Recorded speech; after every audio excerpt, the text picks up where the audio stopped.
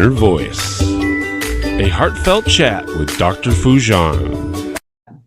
I had forgotten that as a young person, quite young, I remember, that I would be able to have an inner dialogue with myself about all sorts of things. I think many of us do this. What do I want to have for dinner tonight? What did I think of that movie? How am I feeling about the way I was just treated in that interaction? And when we ask ourselves those questions, something answers. There's clearly more than one element of our being, of who we are and what we're doing. And I gave in a little bit when I was younger to, only crazy people talk to themselves. And I was like, uh-oh. And then, well, only crazy people answer themselves. And I was like, man, I'm in trouble. Like, I got a whole committee in there, like having a conversation. Like, this is not going to be good. And so I wasn't sure about it. But then later, as I started to study, I mean, even Freud and Jungian, the idea of the id, the ego, the superego, that there are definitely these different parts of who we are and what we're experiencing and what's happening. Introducing a powerful new update from the Foojan app. Now with flexible subscription plans to fit your journey monthly, quarterly, or yearly. Our new AI-driven onboarding customizes your path to feeling better, faster, and enjoy a refreshed experience with stunning 3D interactive videos. Update now. Empower your inner voice with Foojan. Download today. Welcome to the Inner Voice, a heartfelt chat podcast. I'm Dr. Foojan Zeine, a psychotherapist and author and the founder of International Awareness Integration Institute. Today, I will be talking to David Alan Brown. He has been teaching personal empowerment, leadership, organizational development, self-discovery, and spirituality to audiences across the country for more than 30 years. He's the author of many books, including Answer the Call, What to Do When Spirit Arrives to Transform Your Life, and The Self-Help Paradox. He frequently leads classes and services at progressive congregations, including more than a decade of service at New Thought Unity Center of Cincinnati and churches from Florida to Minnesota, Arizona to New York. He's in New York now. He also facilitates and consults for corporations and nonprofit organizations, leading programs on leadership, culture, authenticity, presentation skills, and staff development. His most recent publication is actually an online course. It's called Convergence. In Convergence, he teaches people how to recognize and regulate their inner voices, to live intentionally each day and manifest their goals. He is here today to talk with us about how this became his life's work, how he integrated into his daily life, and what makes it special for him. He talks about three kind of voices that are inside of us, and we'll go kind of detailed into those. And I think, I'm hoping and I'm positive that you're going to enjoy this conversation as much as I do. Now, be sure to subscribe to this podcast, my YouTube channel, and connect with me through my website, Foojan Zeine, FoojanZeine.com, or any of my social media platforms. Share your thoughts with me. I love to hear from you. Now, without further ado, here's David Alan Brown. Listen up if you want to promote your personal growth and self-awareness. I found the Foojan app last month and I have been absolutely loving it. I personally have never learned guided meditation, but thanks to this app, I now have learned incredible tools for my own stress relief and emotional self-awareness. Not to mention, there are self-evaluation tools and professional coaching available to utilize however your journey to self-discovery takes you. Join Foojan today and redefine your life one step at a time. Intentional Parenting, a practical guide to awareness integration theory, written by Dr. Jafari, Dr. Foojan Zeine, and Dr. Manoukian, three experts in human development, is your step-by-step guide to raising a healthy child prepared for a culturally integrated world. You're supported in parenting infants to adolescents using the latest evidence-based scientific research on parenting. Order your copy on Amazon now. Well, welcome to the show, everyone. David Alan Brown.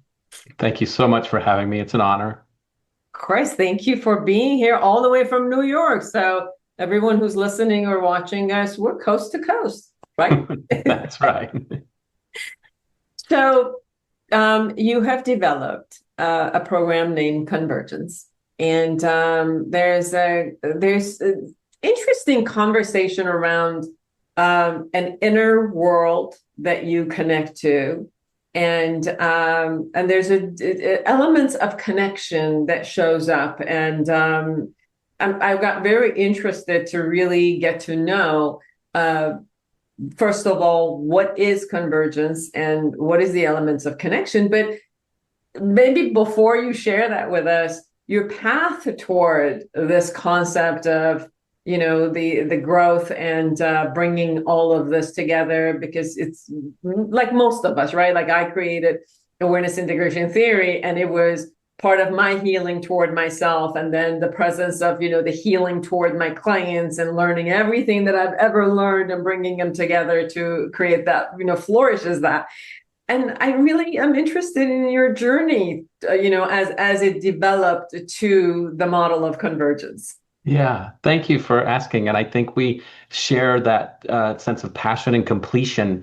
I'm to a point where I really do feel like this is kind of my life's work. Everything that's happened before has brought me here. And so I'm very, very proud of the work and where it is. And the journey itself is long, and I've written most of it down, but no publisher has come running just yet. But, what I discovered in the last 5 or 6 years, as my her healing journey took a major curve, which is to say that I went back being quite good, and I really invested in myself again after a long period of sort of dismissal and I don't know if what's the opposite of self-discovery? I guess self-ignorance almost was that I had forgotten that as a young person, quite young, I remember that I would be able to have an inner dialogue with myself about all sorts of things.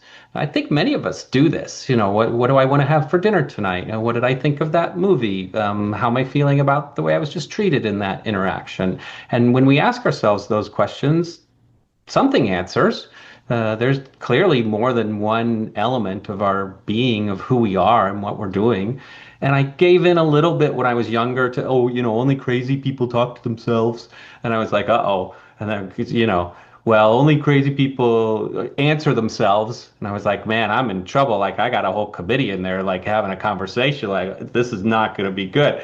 And so I wasn't sure about it. But then later, as I started to study, I mean, even Freud and Jungian, the idea of the id, the ego, the superego, that there are definitely these different parts of who we are and what we're experiencing and what's happening. So I grew up and I did a lot of adult things, and I was a stay-at-home dad, and I was married, and I am a writer, and I really had gone out and done a lot of teaching. But over the course of really my adulthood, for a long time, I really just found myself quite trapped and really not paying much attention, especially to those voices or understanding. And so after a period of what for me was pretty intense depression, and my depression wasn't sadness, my depression was a numbness, just really not feeling anything.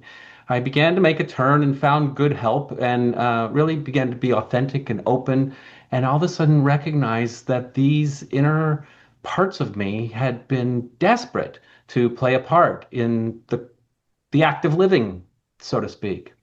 And as I put together my understanding as a spiritual teacher, as my life as a person and as a parent, and as I walked through this place, and then beginning to rediscover emotion and how powerful it is and what a gift it is to us, I really came upon those three primary areas of our life that became the three. Well, for me, they're voices. For other people, it's a journal or whatever. But in my course, I tend to talk about them as voices because for me, I mean, I'm a very verbal person. And so the other thing that happened as I began to rediscover, again, that inspiration side, the active side, and the emotional side, was I could reflect back on times in my life where either of any of those voices had been completely ignored and therefore were not engaged, or other times when I had been completely stuck in one or the other. And neither is a good situation. The goal of convergence is to have a conversation within the parts of you in which the three elements come together, they converge, they agree. and they agree on a response, or they agree on an action, or they agree on how to self-soothe, or they agree on what the mission to move forward is. They agree on the way we're stepping into our lives. They agree on how we're going to be loving today to all people and all creatures, including ourselves. They agree, and that convergent energy is very, very powerful energy. It brings all of our elements together and makes us the most actualized we can be in our lives. And getting to that conversation is not always easy, especially as in my case, some of those voices were neglected. But being able to enter into it and know that the resources for excellence and for creation are always right there within us when we manage that conversation well. And in fact, the program goes to a final step, which is about manifestation. Now that I understand these different elements and can enter into this conversation and generate this powerful energy, how might I turn that into the life that I've really always wanted to have? And so we go there as well. It's interesting when you talk about voices. I remember the first time I really obviously they're always there. But the first time I started really looking at them is when I went to therapy, and my therapist said to me, I was about 20 in my 20s, and said, it's interesting. You have this voice that disciplines you consistently, and you talk to yourself in a way that is as if, a parent is standing there and telling you what to do and what not to do. And that was the first time I recognized, yeah, there is a part of me that, kind of like disciplines me the same way that, it's an inner discipline. Mm-hmm. And then obviously becoming a therapist, and we listen to all of the voices that are up there, recognizing again some of the the disciplinarian ones versus whether we had a nurturing disciplinarian or aggressive or abusive disciplinarian. I think we have those, but then there's also these vulnerable parts of us who also have needs, or demanding parts of us who have needs, and there's so many different areas of us that do talk, and it's the awareness of how to listen to them, and then how to distinguish between them is very, very important. So you have kind of classified it into 3 categories of the voices you share. Can you share what those 3 are? Okay. So the first and sometimes most obvious for people who are entering into the course or into conversation with me is what I call the actualized being. It's that we live in this world, and that we have responsibilities, and there's things that we need to do. And one of my favorite things, I love the phrase, all you need is love. Yeah. And eventually I figured out, well, all you need is love and a cheeseburger. Like, I can't, I still have to sleep. I still have to eat. I still have income. I still live in a culture and in a society. And I find that I can be very stuck there because there's so much to do. There's so much input. It seems as if just surviving can be enough sometimes. And I also find that I can be completely neglectful there because I am not making choices that are the most self-caring, or I can put my focus on a place that is, just about the doing and not about the experiencing and being a part of that. For a while I thought this was the intellectual side, and there is an element of that to it. But what I actually found is it's the doing side.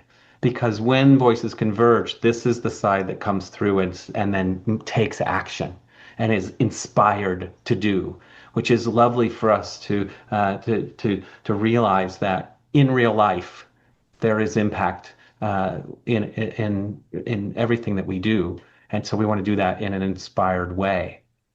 Mm-hmm. The second voice is no, go ahead. Yeah. So it's more like a voice that is also intentional. So it actually moves the muscles to get up and go. Absolutely. And its needs are action. Its need is to have purpose. Its need is to make a difference in the world. And so oftentimes that voice for me will respond to an emotional side or an input with, what should I do now? That might be a question that would come up. Sometimes if I'm really stuck there, the question might be harsher, like it just doesn't seem like anything matters, or it doesn't seem like there's anything I can do. And so empowering this voice is helping it provide an inspiration for what is truly meaningful action, and also providing it with a response mechanism, and that's the second voice, and that's our emotions and feelings. So anytime we take an action or something occurs that's outside of our control, we have an internal response. And some of these are physiological, some of these are just plain feelings and emotions, and they just rear up. The interesting part about engaging with this voice is how do we respond when that happens? And being stuck there often feels like great overwhelm, and sometimes it's very natural. I mean, grief is being stuck in our emotional state, and sometimes it's there for a very real cause and a very real reason.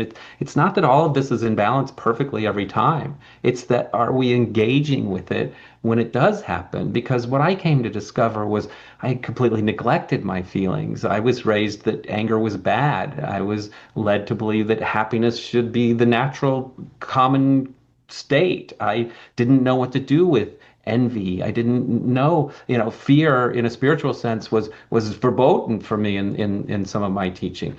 Except that isn't realistic. That's not being a human being. And so when I came to discover, oh, well, the gift of anger is motivation. The gift of fear is safety and caution. The gift of joy is inspiration and motivation. All of these things, all of these emotions are there for a reason. And really the great need of the emotional side is to be recognized and to be engaged with. And the great need of the emotional side is to not be judged, but to be incorporated into the conversation. I feel this way, and I feel this way, so I feel this way, and perhaps, and then the action side might come in. What action could we take? What do you need to know and hear? Or action side does something, takes a step forward in faith and says, I'm going to try this. I'm going to go to this place. And after you do it, what do you think? Well, how did that feel? Exactly the right question to ask, because your emotional side is going to provide you with that response.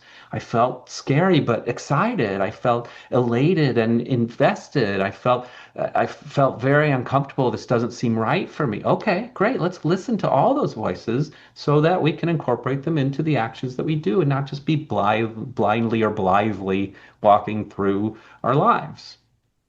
Well, it's So very those are, interesting because you're starting with the action, and the action is something that we can actually observe much easier than our inner thoughts or our inner emotion, because it's out there, and like you said, it's a movement that happens. So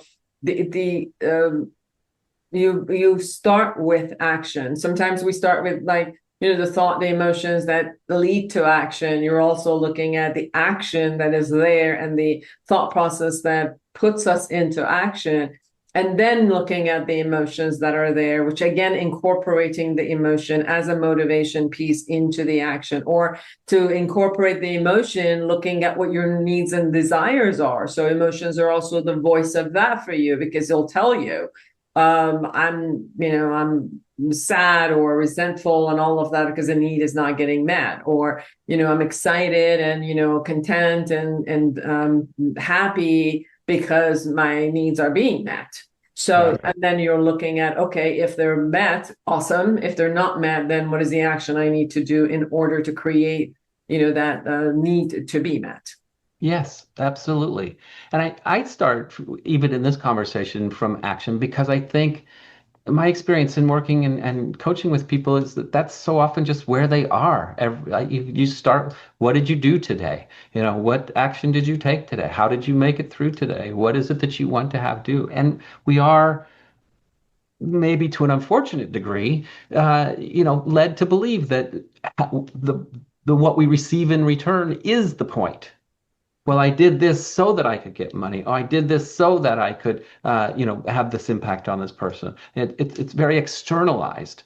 And so part of beginning there is to recognize, okay, yeah, that's what I do. What else is there? What's the internal drive and reward and understanding? I think we all know people very successful in their careers and are wildly unhappy. And so where do we incorporate those two things together? I think it begins to happen there quite naturally. And then when we're ready, we can invite the third voice in, although many of us would love for it to be the place that we start. It isn't always, and that's a place of inspiration, higher power. I really am straightforward with people who enter into my course, is that having a belief in a power and an energy greater than ourselves is sort of required here.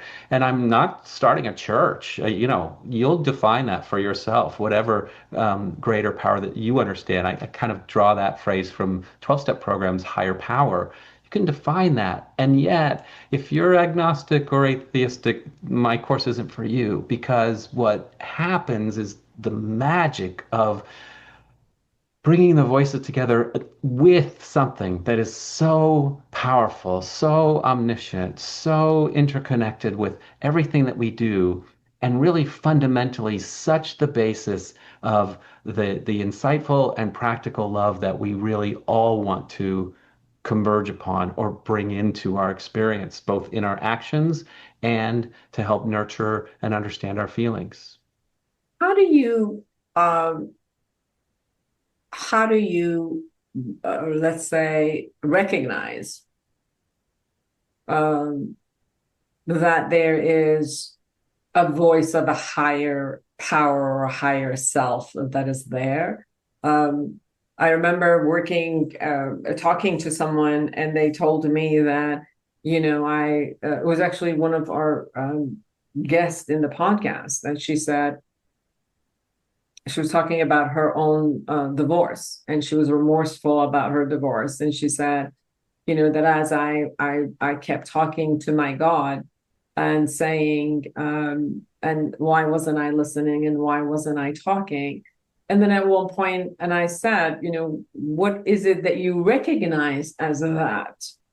Who do you talk to? Because this is all, again, like you said, it's an inner dialogue. And how do I know the distinctions between these inner dialogue, that which one is my action, what is a figment? I mean, let's say all of it is a figment of my imagination, but okay, it's a figment of my imagination. And then there's this other piece, which I call higher power, or, for each spiritual doctrine, people have their own, essence of it. But my question to you is, how do I know that that's, the voice of my higher self, my higher power, or all the other piece that is there? Because it's funny, because and this is not a question from you, this is a question that I've always asked. And I play this thing in my head. If there is a God, you better show yourself. And how do I know it's you? So this thing has been there for, a lifetime. And this communication is still continues. It's like, there's an essence. And I'm like, yeah, that's just a figment of my imagination. What if it's just I'm imagining? And I'm like, well, it's a good imagination. I have no problem with this imagination, because obviously it works for me. I have no problem with it being my imagination or not. But it's still this distinction, since you're bringing it up. I'm like, hey, why don't, from your perspective, Sure. What is the answer to that? How do you define that? Yeah, well, and I want to continue that thought for a second, and then I'll answer your question, which is, yes, of course, it's all our imagination. I mean, that's the creative power of the universe is in our human experience, and it's not happening outside of us.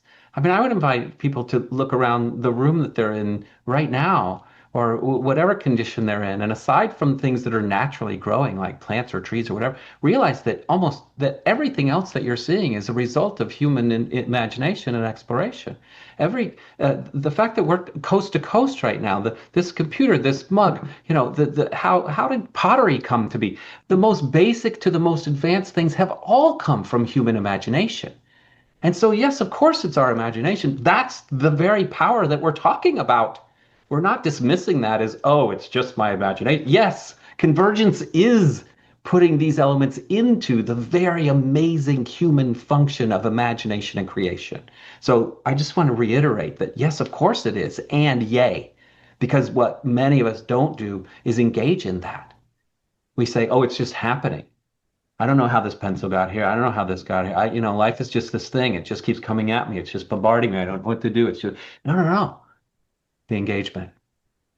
And to your question, because it's great, because faith is one of our biggest challenges, because we do have these other voices in us that don't always connect. that can be separate or believe that they're separate from this third. That's why the convergence is so important, because it's an intentional integration of faith and higher power into the conversation and into our lives. How do I know that that's the voice? Whenever I ask the question, that's the voice that brings love there. That's the voice that brings compassion there.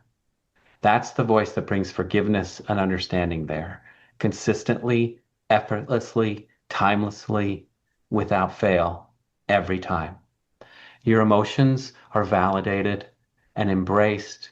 You as a human being are recognized as a loving, insightful, worthy person. Your actions are embraced or inspired or forgiven. You're able to look through a lens of gratitude and appreciation, and to see through discernment these, I call them signposts that come along the way. Manifestation is no longer just dream it and it will appear. Oh, if I concentrate hard enough, then there'll be a Porsche in the driveway.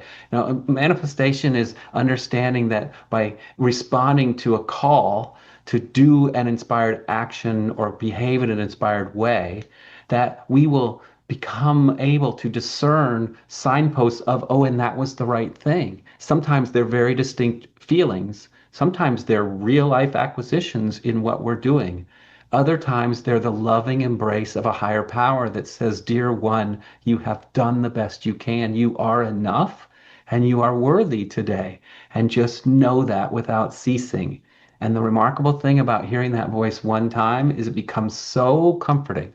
It becomes the blanket in which you wrap yourself. And you want to begin to integrate it into the conversation.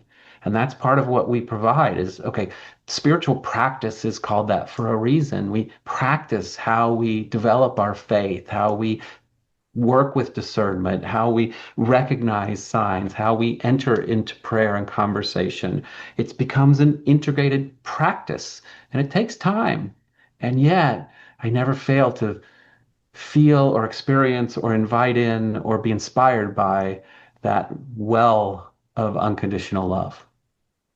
So the voice is an unconditional love and regards, and that's what the message of that voice inside is. So when you kind of let go of what shows up to me is, like a diamond in the rough where it has a lot of mud around it. Mm-hmm. And like you hear the stuff show up and you acknowledge it and you acknowledge that this is it, and then you clean it up, and then the shine that shows up through it's that kind of unconditional love and regards for all, not only for me but for all being, for all that is in life. And that's where we want to hear it and we want to land. Mm-hmm. So yes, it's almost like the essence that allows the healing to happen, and then you clean it up and then you land there. And that's the part that you're sharing as the sound, the voice of the higher space than you might be in the middle of the mud wrestling. Yes, because I love your metaphor, because the muck is real. The what is around there has happened. And so let's take it another step further. We're focusing on, and eventually you get to the diamond. Yes, and you've also shed stuff. You've polished. You've done some work. You've had to cut through some craters. You've had to get through some junk there. And I think that's one of the most important elements of understanding what actualization is. There is no magic cure. There is no wand waved. It does take. Sometimes that dirt is really stuck on there, and sometimes it's kind of stinky, and sometimes we don't even want to even be on that side of the diamond. Like, ugh, I'm not even going to address that today. Sometimes even the inner work, those voices are spicy and frustrated and angry or neglected. Okay. And sometimes you give up. What's that? sometimes you give up because you're trying to scrap some of the mud, and it's like, oh my, that's just too much. There's no way that I'm not even going to get there. And some people have never experienced the light inside, so it's like, so what? Even if I do, there's just going to be more mud. There's no hope that there's something else which is going to be shining inside, and a lot of people give up on that. That's right. That there's even a work to be done, because it's, to them, sometimes it is all just a clump of mud, and not recognizing that the diamond is inside. That's right. And I think that that's what we come to understand as, severe difficulties and sometimes true mental health issues is that, and I think that that's what, when I got to a point where, as I say, there was a numbness, there was a definitely a loss, what I called getting smaller and smaller, which is probably, by our metaphor, that diamond getting smaller and smaller. That sense of, even if I find it, will it even be worth it? That's a very frustrating thought. But the one that really turned me was moving from a place of I don't feel well, and asking myself, or being asked by others, well, what would make it better? And then not knowing. And that moves from sadness to despair. Oh, now I've lost hope. Now I'm not sure what will be there. You and I both know that the response here is to then seek help, to then reach out to those, because my voices were mute. I could not call on what was within me in order to make a big enough difference, because they were angry or just plain shut down. And so I needed someone who could help guide me towards not just hope that maybe the diamond would be there, but really a gratitude for that life is about cleaning the stuff off. Yeah. That life is about sorting through the emotions. That life is about discovering the relationships, good and bad. Yeah. And so I came to find value in what was surrounding the diamond, understanding that the light then was everywhere, that I wasn't seeking this one inner jewel, maybe someday I would get it, that I was in fact engaging with all of the parts of my being and discovering that all of them had value, and that the light, which I thought was coming from within, it's actually shining from without. How am I even seeing the stuff? Yeah, and I think because the light is there. Yeah, it happens also with the experiential concept of being present but for me, it was the experiential concept of being present with someone who was shining. Yes. Who was offering me and people around them with the highest level of unconditional love and regards. Absolutely. And to not to see it only, but to also experience it being beside them. It was more like a completely a new experience. And it's like,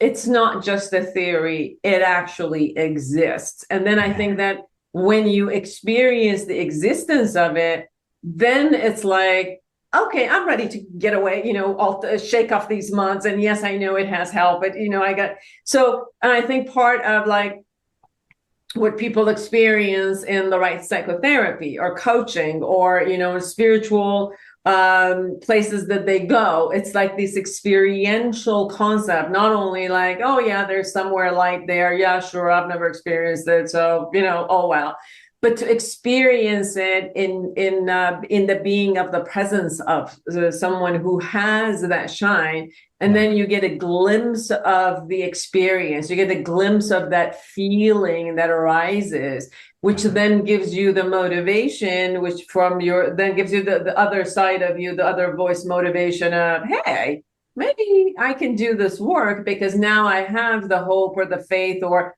just even the evidence, not just, something I don't know, but I have the evidence because I've seen it, I feel it, and it's here. And there's a part of me that can access that and not just watch it on someone else, but access that inside.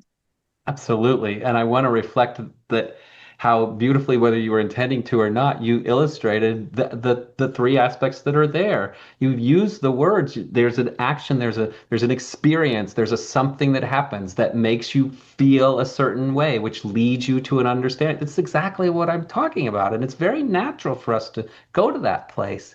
I think the only thing that I would remind folks as well is that although, and I do believe this to be true, although our responsibility as human beings is to provide that the opportunity to be a beacon and to to be the person that you were just talking about, someone who is glowing and who's bringing that unconditional love. I also want to remind people that it's not always a person. It's sometimes it is that moment of grace. Sometimes it happens in nature. Sometimes it happens because a coincidence has occurred, and it may be people, but it might not be people you know. Train your algorithm if you're someone who scrolls to see those things that bring you joy, that you see kindness happening.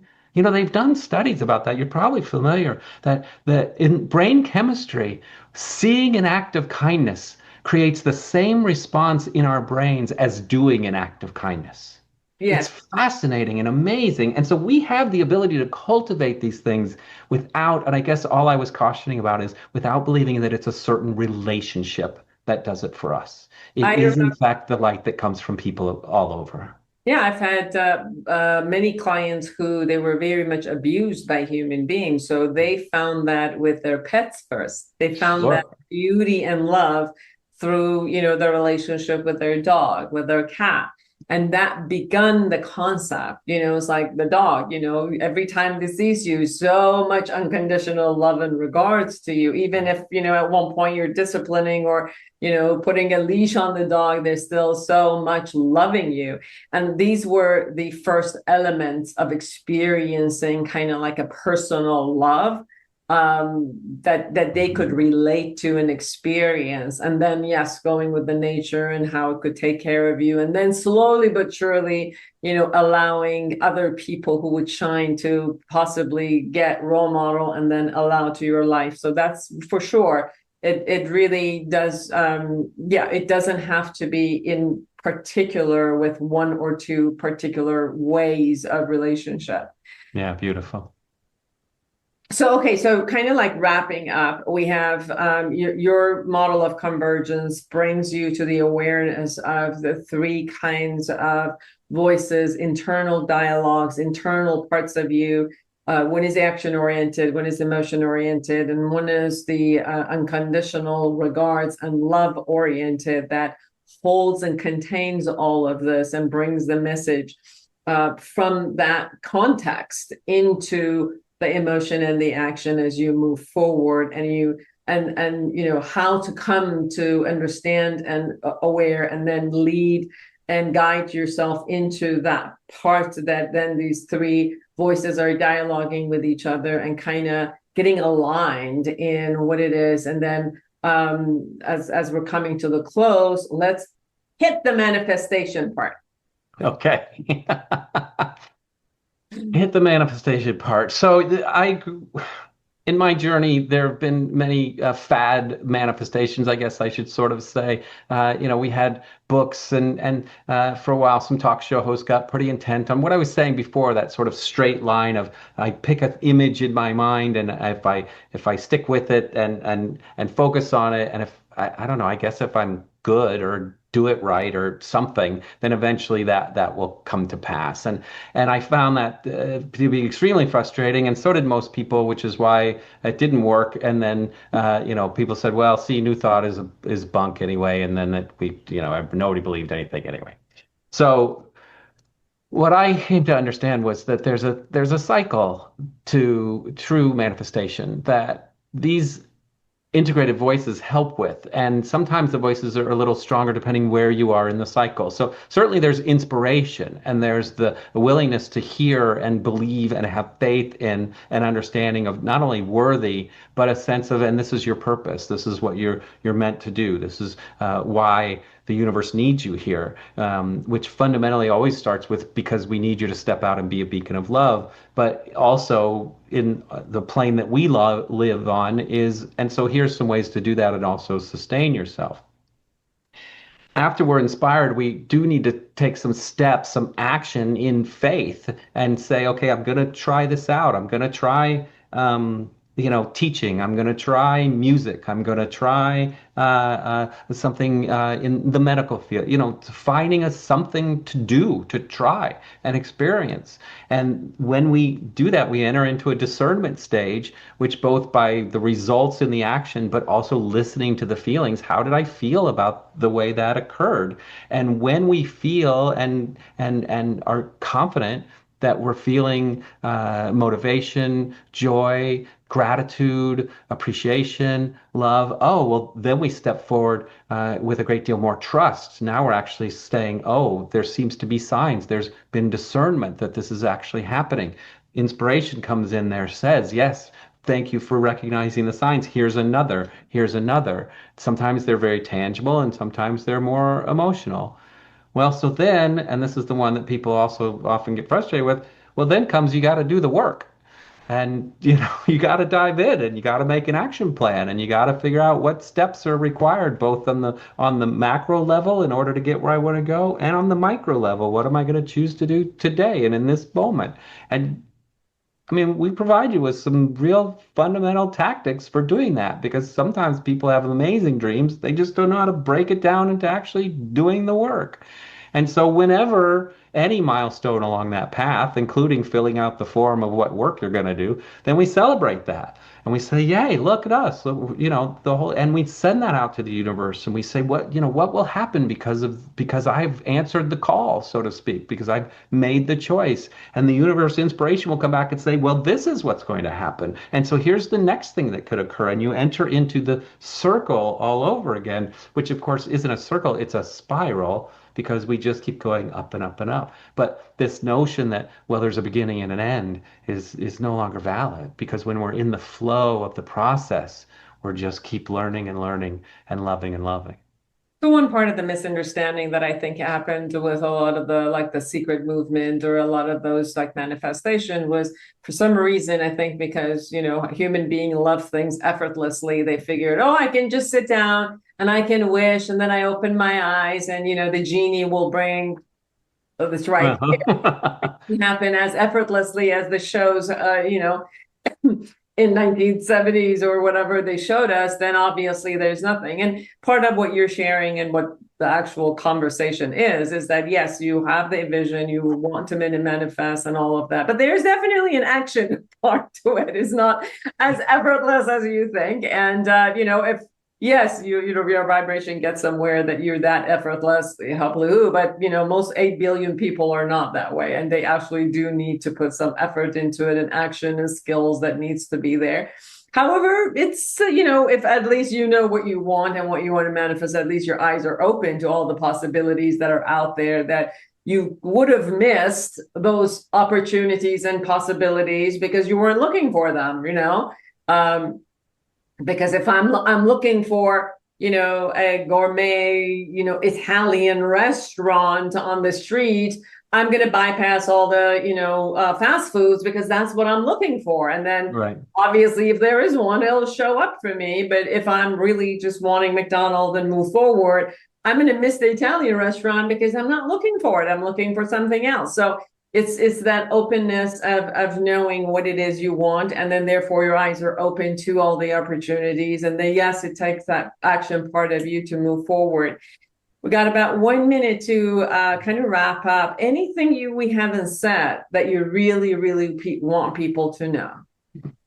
I think we've covered so much, and part of, I guess, what I would say as a sum is do it, and not it like the everything. Do something and allow yourself to trust how you feel about it, and to have the the wherewithal to think about, to evaluate what's just gone on in order to make an intentional decision to do the next thing. And that's really all that it is. It's, yes, creating a magnificent life in the end, as we go, whatever. But this is a very practical understanding that by bringing intention and discernment and trust to our daily lives, we find ourselves fulfilled and fulfilling our mission on earth, which is really to be love in action and to be a delighted and delightful person. David Allen Brown, everyone, how can people find you? Well, that's the name, David Allen Brown, and that's my website, davidallenbrown.com. The only trick, sometimes people in the middle name, Allen, A-L-A-N, but I'm sure that'll be in your show notes or whatever. Click through there and you can find my programs. You can find a link to me directly, a way to reach out. I love to talk to folks about what's happening and how this is working for them. We're building a community of people who are supporting each other, who are doing this process. So I hope people will check it out. Beautiful. Thank you so much for taking the time to be with us. So great to be with you. Thank you.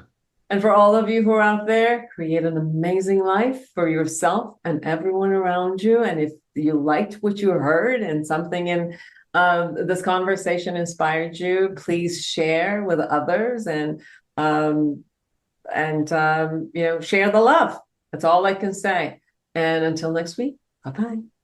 Are you a psychotherapist looking to enhance your practice? The Awareness Integration Therapy developed by Dr. Foojan Zeine is a comprehensive guide to the principle and techniques of this powerful therapeutic approach. Join the growing community who have elevated their practice and expanded their skills by embracing Awareness Integration Therapy and witnessing its life-changing impact. Order your copy on Amazon now.